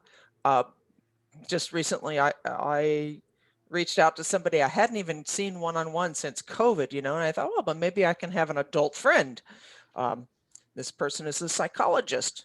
And so, without revealing why she wanted to help, because I posted something like saying I was really having, kind of a hard time, whatever. Oh, how can I help? And then I said, well, do you have your psychologist hat on or whatever? She became so offended by that I'm now blocked on Facebook, even though I tried explaining things. And then I tried saying why I needed more words from her in the responses. And then I came to this really big self-realization, my aha moment. First of all, psychologist doesn't mean that they can reach out and connect emotionally or know how to communicate, from their own place. And second is I didn't need that. I learned what I actually needed, and I asked for what I needed, and I didn't get it. And so, it's like, well, I guess our timing isn't right. And I go, yeah, sure. Okay. That was my last words. And then on Facebook, I went, oh my God, I can't believe I'm so, and normally I'm not like this, but I do use Facebook. I don't have really close friends. I use it as a kind of, therapy service sometimes. This time I did it and I went, I'm so disappointed in humanity. I mean, not only do we have it on a global scale and a national scale, but now it's like, oh, on a personal scale. And then I had people who reached out to me and paid attention from long way back, and they actually didn't ask, how are you doing or whatever, they just, we haven't connected in a while. And I thought, oh my God, those are such friendship responses. And it changed my perspective. And it's no blame game either. It's just, yeah, maybe it was the timing. Who knows? Maybe I touched on an issue that she's been dealing with ever since she's been a professional psychologist. I mean, well, how do I know? I don't know. So. Got it. Really great. Thank you, Valerie. Yeah. Thank you. Really. Thank you for sharing. Thank you for sharing. The thing for all of us to get, is I love what you said, is that you came to the realization about yourself in this, because most of us don't look at ourselves. We don't. Yeah. The thing for all of us to do, and I'm going to go back to sharing the screen again. The thing for all of us to do is to really be able to take a hard, honest look at ourselves to see how this mechanism has cost us, and it's impacted our lives in so many different aspects, in so many different ways. So what we want to be able to do now that we see this is the first step in this process of eliminating self-sabotage, is the awareness of our mechanism. When we are aware, all right, as Buddha said, awareness is the first step on the path to enlightenment. So awareness is the first step. Awareness of how this mechanism works, awareness of how this mechanism actually impacts us and affects us. So that's the first step. Now that we have this awareness, we're now in a position to utilize the power of choice. The power of choice. Now, one of my teachers, Jim Rohn, he said this: for everything in life, we have one of two price tags we must pay for everything in life. We have a choice. Either it's the pain of regret or the joy from discipline. We must pay one of those two price tags for everything in life. Now, we get to choose.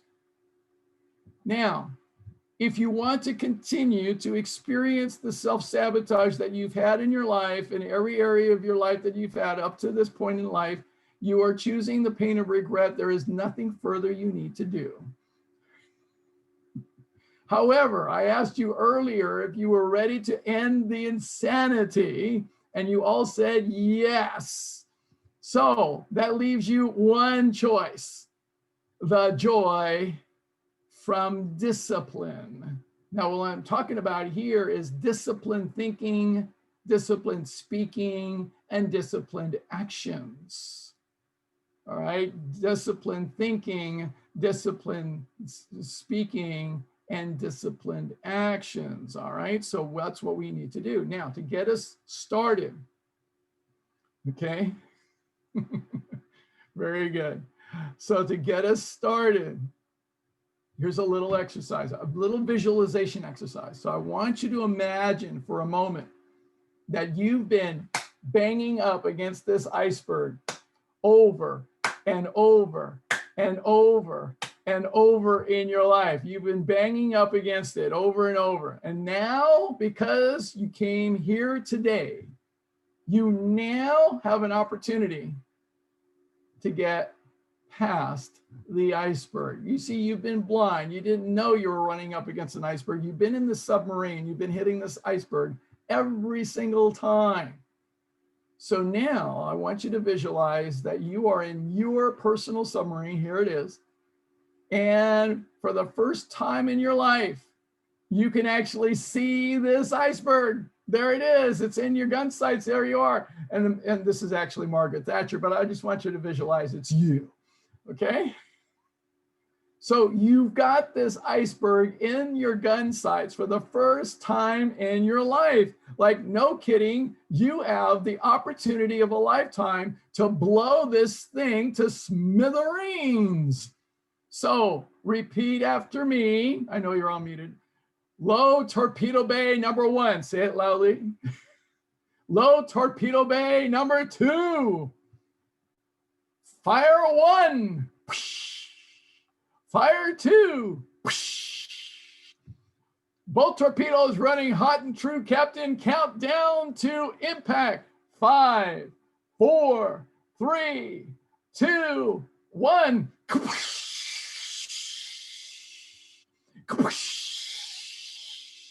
You can tell I play with my voice a lot. So now you have blown this iceberg completely to smithereens. It is gone, kaput, kaplooey. It is gone. And now you have free passage to where you never even knew you could get to.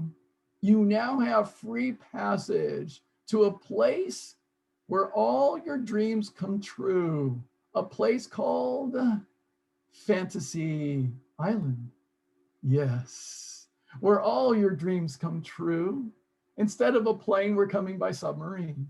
Okay, so the thing about it is, this is Fantasy Island, and this is your personal palm tree. This is your hammock. This is your beach. All right, This is where all your dreams come true, where that self-sabotage mechanism is gone. So I want you to imagine, because Einstein said imagination is everything. It is the preview of life's coming attractions. So the power of imagination is now the most important thing for you to step into. Imagine you're on Fantasy Island where all your dreams come true. In this place, who can you be? And I want you to create immediately for yourself an affirmation, assertion, or intention statement, beginning with the words I am, or I am willing to be, or I want to be, or whatever the case may be, but it's got to be powerful. It's got to inspire you.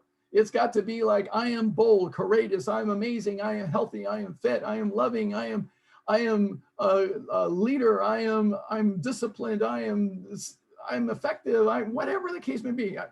Write it down right now. 3 words, I am, and what are 3 things that resonate for you right now? Like you on Fantasy Island where you can be anything at all. Who can you see yourself being? Imagine that right now. Write that down. Now, Earl Nightingale said this, that whatever we plant in our subconscious mind and nourish with repetition and emotion will one day become a reality. It will one day become a reality. No kidding, no errors here, not maybe, no, it will. That is the promise, and it's absolutely the case. Whatever we plant in our subconscious mind and nourish with repetition and emotion will one day become a reality. That's where the game begins. So your mission, should you choose to accept it, is to say this statement to yourself out loud with emotion and repetition 30 times a day. That's my rule. My rule based on all the research, 30 times a day. All right, say it 30 times a day. Now you can be like little Jessica here. Little Jessica, I think she's like 3 years old, 4 years old. I'm going to send you the video of this little girl. It's just darling because she gets up on top of the kitchen sink and she has this little dance in front of the mirror. I love my mom. I love my dad. I love my teacher. I love this. And she's just got this amazing positive energy. It's just like, I cried the first time I watched this. I cried because I thought to myself, my God, to start off life early, that early in life, to be able to start off that young in life with that kind of positive mindset, that's amazing.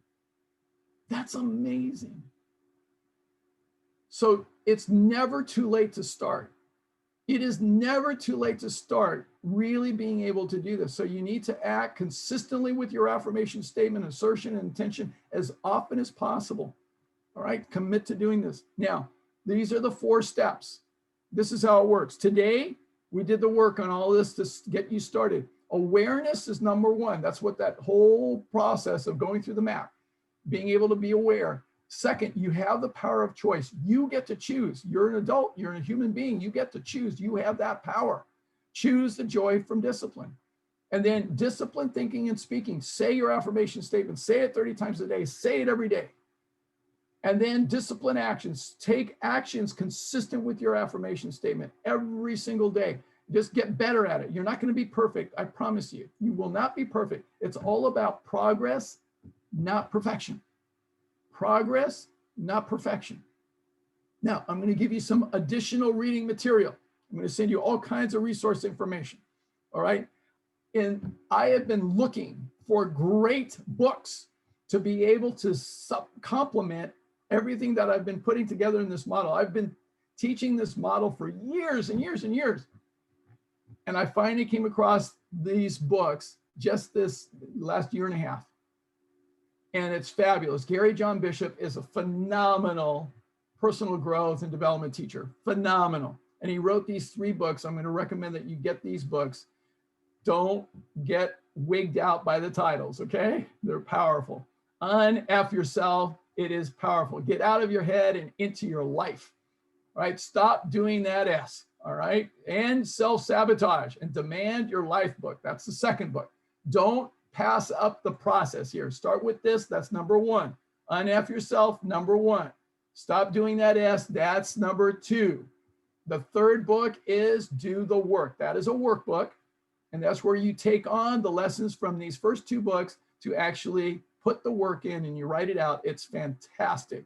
It is the best system I have ever seen. Now, I've done tons of personal growth and development work from so many teachers, including Tony Robbins, Wayne Dyer, Deepak Chopra, Eckhart Tolle, Landmark Education, the whole bit. Okay, this is the best material I have come across for anyone to be able to sink their teeth into. Absolutely fantastic material. Now I'm going to send you all the slides. I'm going to send you all the links. Don't worry. I love a couple of quotes from Gary John Bishop, just to give you a little taste of him. You'll never get over your past until you open your eyes to how you used it to justify yourself. That's powerful to get. And then I love this on the right. You are not your thoughts. You are your actions. You are what you do.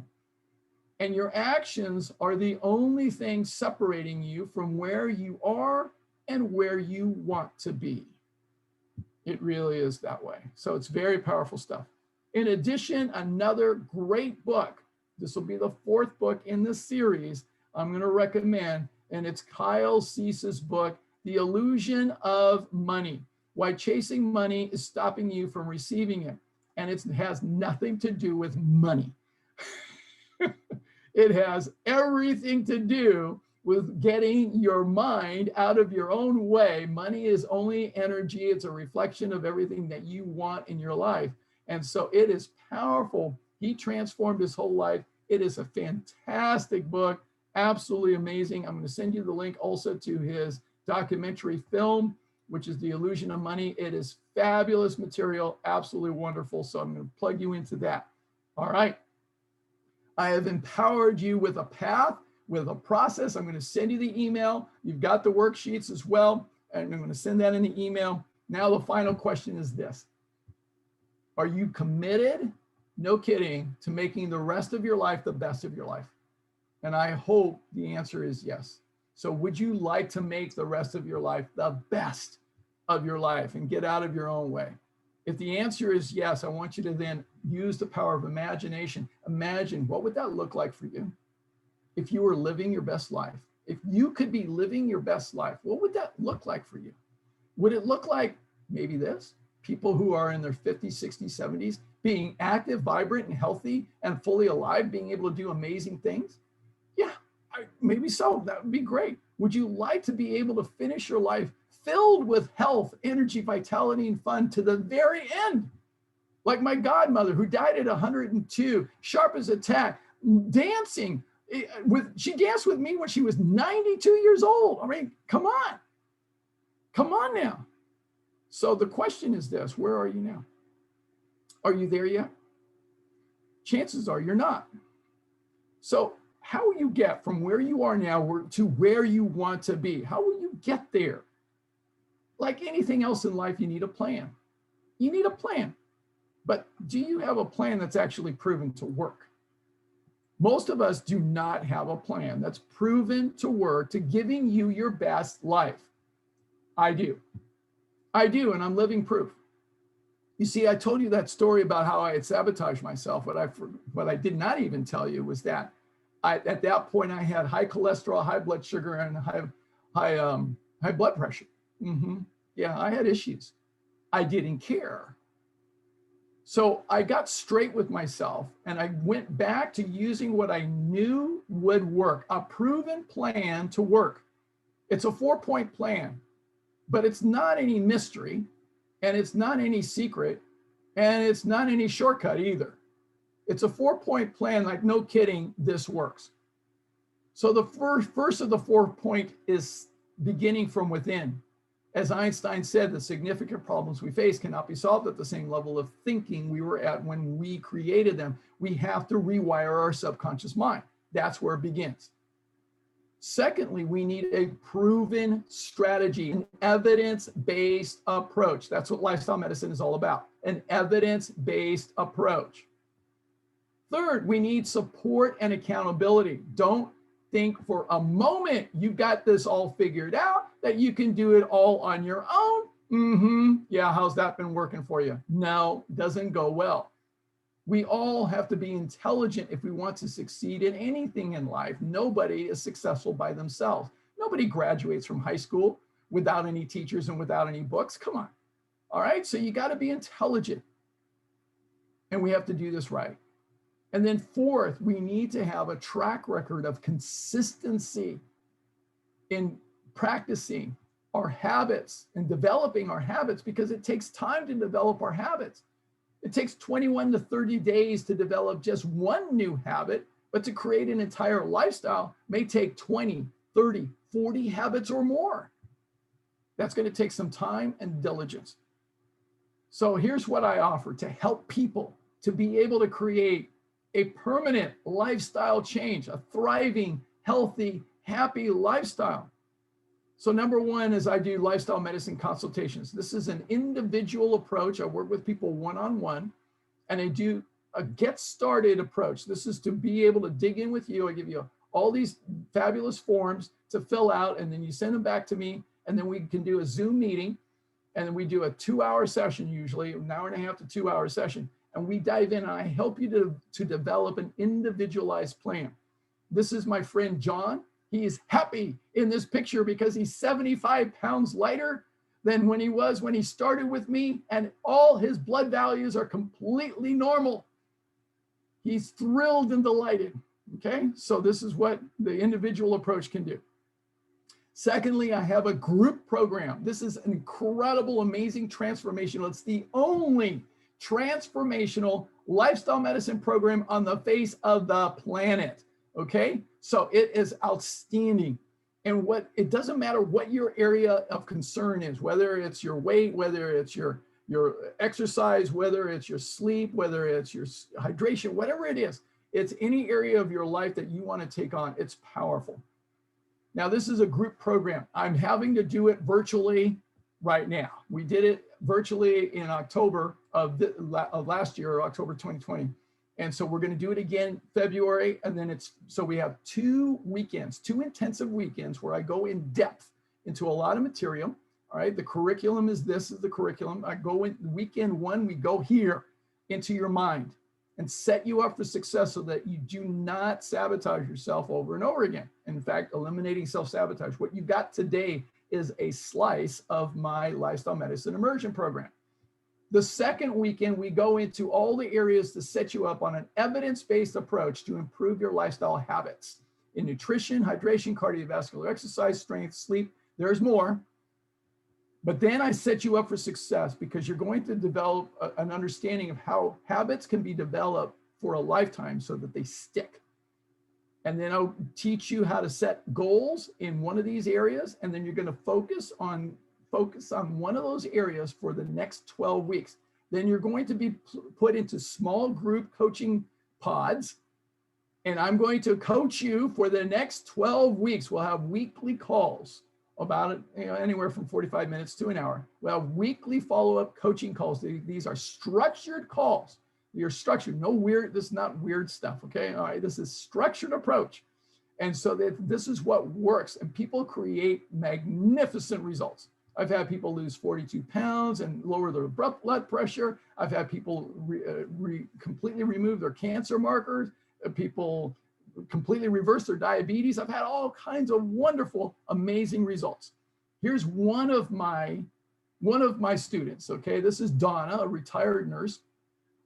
Now, in 2018, she had already been 8 years being plant-based already, all right? And she said, I'm still struggling with my weight, and I have my blood pressure issues, and I still need to, I still need to get better. What can I do? So she came into the program. She actually did the program 3 times because we started making changes. See, every time you do it, you get better changes. You get more and more changes because there's lots of habits that need to be changed. So this is her 60 pounds lighter, and this is her 70 pounds lighter. And by the way, this is, I mean, she's just amazing. I mean, she's walking like 7, 8, 9, 10 miles a day. It's just extraordinary. She's loving her life, and she will tell you, she'll be the first one to tell you she is living her best life today at 69 years of age. Just extraordinary. I also do lifestyle medicine in the workplace as well. I do programs if you're an employer and you're interested in being able to transform your entire organization and the performance of your organization. This is a phenomenal program. All right, so you just let me know. There's my contact information so that you can reach out to me anytime. I'm here to be of service to you. Just let me know. I'll send you information in the email about all the programs that I offer. You get to choose for yourself what you would like to do, what you would like to participate in. Just let me know. Just let me know. All right, so questions, comments, insights, ahas, anything for you, anything at all. Unmute yourself. We can have a party now. Okay, unmute yourself. George, you're unmuted? Yeah, all right. Anybody? Questions, comments, anything at all? Insights, ahas. I love hearing those too. You're on. You got the floor. Okay. Yes, Valerie?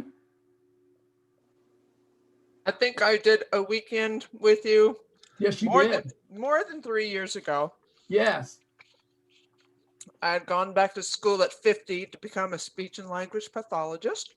Yeah. And I should, by Valentine's Day, I should have enough hours and everything so that I can become licensed finally.